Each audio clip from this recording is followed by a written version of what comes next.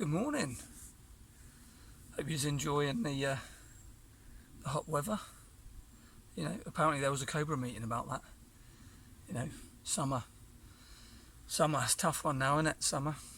But no, enjoying a bit of that nice weather myself. But I'm under the canopy, so I've got a bit of shade. Going to talk about these bad boys here today. Feather sticks. Bit of a debated topic, I suppose. Techniques, whatnot. Some do it a certain way, some do it another way. At the end of the day, doesn't really matter as long as you can get it feathered and get the fire on. Quite a hard skill to learn. I completely understand that. Takes a bit of practice. So something you can get doing around the fire as well. You know, practice it every now and again. But what I'm going to be talking about today is not how I do it or how it should be done or shouldn't be done. Doesn't really matter. If you get the fire going, it's fine. Obviously you can probably just about see this is quite a big piece actually, but it's just a bit of dried willow, just feathered out there. Obviously different woods will curl a bit differently. That's because it's dry. It's sort of, you know, really coiling nicely, corkscrewing almost. But the I don't know if anyone else ever talked about it, but the reason people do feather sticks is because it's potentially like a very important skill in a survival situation, or if it's very wet and there's nowhere else you can find wood or tinder. But what I'm going to do today is try and demonstrate that you can actually get a feather stick going if it's green, so greenwood. Done it a few times, a few different material, different woods, different types of wood. Obviously round me, actually you can see there in the background there's some hazel. It's mostly hazel around my camp, scattered with a bit of oak, ash, some random blackthorns as well, and actually that one's hazel there, but that one there just growing up there, that's hawthorn there, and then all that there is hazel. So what I've done is I've cut a couple of pieces, just to show you. I'll see in the camera, see if we can get that in there. I don't know if it'll focus.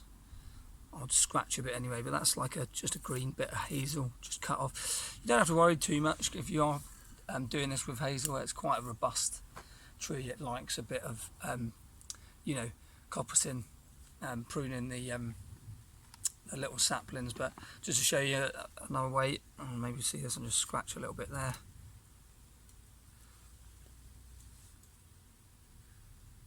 I don't know.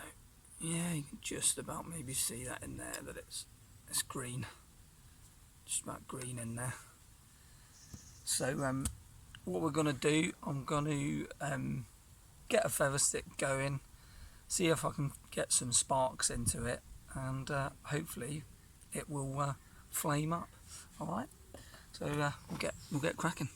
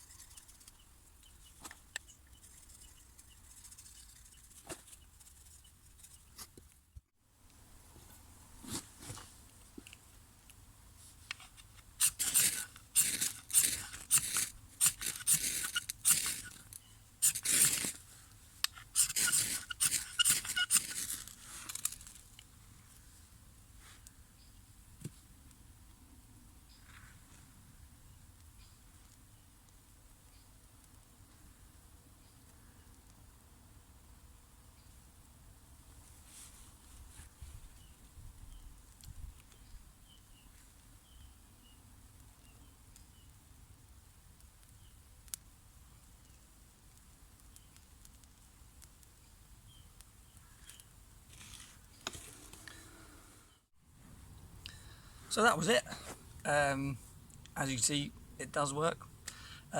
Just takes a little bit longer to get going, a few more strikes in there. The real trick of getting it to go with greenwood is essentially, again, this all boils down to practice, and you guys, you know, you've got to try that out for yourselves. But the is feathering it as fine and as thin as you can, but also, you know, starting out, I'll probably have a few thicker sort of curls, and then I'll carve the stick as you go round. It will get finer, or the actual, what I like to call the little runways that go down into the bundle, that'll get very rounded and smooth, so it curls a lot easier, and you can get the curls a lot thinner. So and that's what will get it going. If you can't get it that fine, it's obviously going to be harder to go. And again, like I say, it will take a few more strikes. It's not like, you know, like birch bark or something like that, where you get one or two strikes you might get going. It might take a good few goes, you know. So hope this video, hope this helps you. Hope you enjoyed it, and enjoy the nice weather as long as it lasts. Cheers.